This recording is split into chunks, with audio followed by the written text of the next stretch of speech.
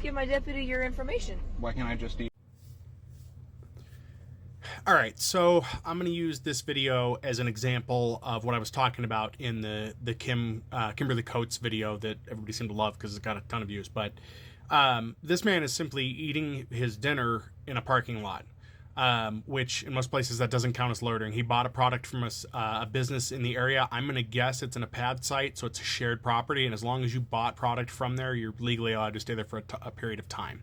So he's not loitering. Loitering is if he was just sitting in the car, had no product from any of the businesses, and had been there for 4 or 5 hours, something to that degree. It varies per state and per area, but for the most part, if you buy a meal, I'm going to say meal because that's the common thing, from a business that is on that pad site and you're eating it, you're generally in a safe spot to do so.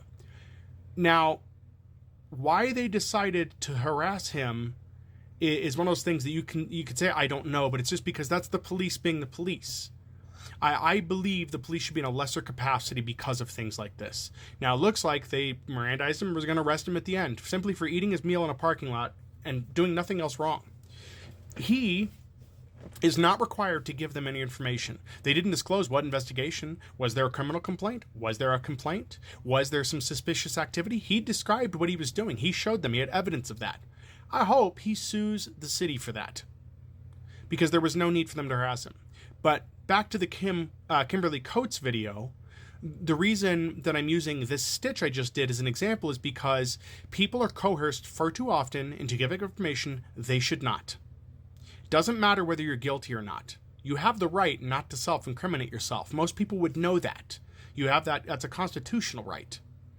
But for some reason, there were a lot of people in my comments, mostly white, I might add, who were complaining that she was just guilty as charged and that should be the end of it. And again, I'm going to reiterate, I never said there shouldn't be consequences for what she did.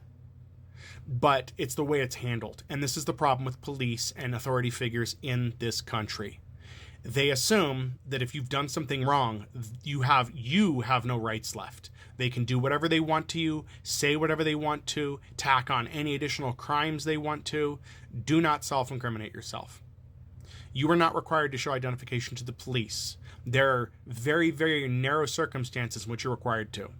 If I'm sitting in a parking lot eating food and an officer comes to my window, asks me what I'm doing, I have the right not to answer them. I do not have to show them identification. It is not the police's job to figure out who I am unless they have a reason to try to figure out who I am. And it needs to be good, too. It can't just be, well, you looked suspicious, I need to see your ID. Suspicious of what? Of what? So, and again, I'll reiterate, it was mostly white people who are like, in the Kimberly Coates video, like, well, she was just guilty, so. What's your excuse for people of color? I deleted a chain of comments from the Kimberly Coates video where somebody was like, oh, you just had to bring race into this, didn't you? Because it matters. Because it would have been worse if she had been of color. That's the thing you people seem to keep forgetting, is that the problem with law enforcement compounds dramatically when you're not white. I will tell you firsthand of the interactions I've had with law enforcement, limited as they may be, for simple things as simple as a speeding ticket or a traffic violation. Those things happen to everybody. But if I was darker or looked of a different race, I guarantee you it would have been much worse. And sure, I'm sure there's detractors being like, no, all the time, enough that it's a problem. Enough that it's a problem. Because for most people of color, they know that getting a speeding ticket or having to deal with that could be a death sentence. And if you don't believe that or understand it, you're part of the problem.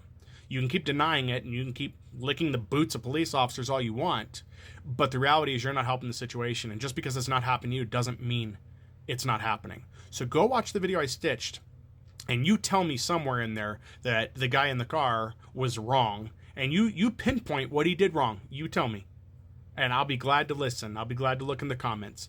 But the reality is he did nothing wrong. But again, I'll gladly explore any comments you have as to what he did wrong.